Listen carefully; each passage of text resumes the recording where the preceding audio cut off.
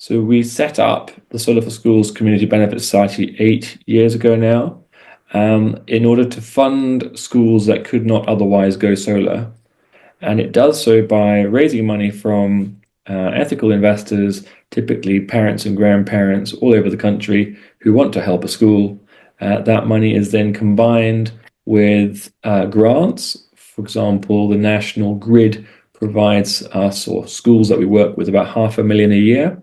And that's then used for typically smaller schools that would otherwise not meet the sort of financial hurdle and savings required for the school.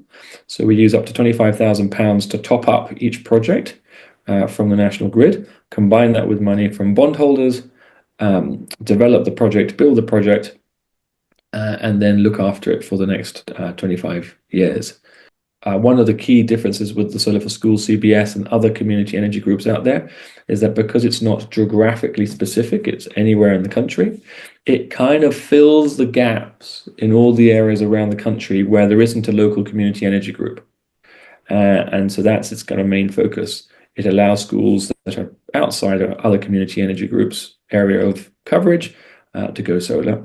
And because it's a UK-wide organization, the profits that accrue, or the surpluses that accrue in the CBS, will ultimately go back to the school and the community around each of those schools rather than a specific geographical location.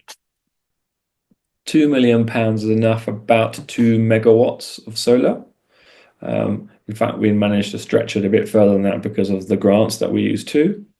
But if we did 2 megawatts of solar, let's say just over 2 megawatts, to say 2.4, that would generate about 2 gigawatt hours of electricity a year. It's a typical school will save 6 to 25 tons of CO2 a year as a result of going solar, depending on the system size.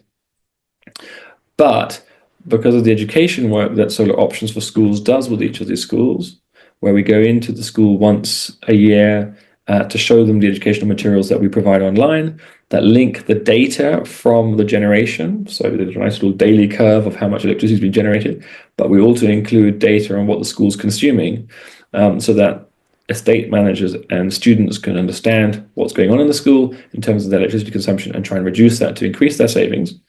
And that education interaction, we think, will save up to 10 times as much CO2. And if you imagine one of these young people who currently is a bit scared about climate change, a bit worried about it, but doesn't know what to do about it, we go in, we explain electricity, we explain where carbon comes from, we explain why installing solar panels can help, why not driving a fossil fuel car can help, and they then go home and potentially persuade their parents to change their behavior. If you think of a small primary where we might be saving 6 tons from the solar panels, if each of the 120 students go back and talk to their parents, it's quite easy to imagine that each family could reduce their carbon footprint by a ton simply by either electrifying their transport or not flying as much on holiday. What does that translate to? For a small primary, it might be a couple of £1,000s a year, but over the next 25 years, that will increase as mains electricity continues to rise. So they might save £50,000 to £100,000 over the lifetime. And for a larger school, it could be £250,000 to £500,000 quite easily. And for some of the larger schools, they'll say over £1 million over the lifetime of the system.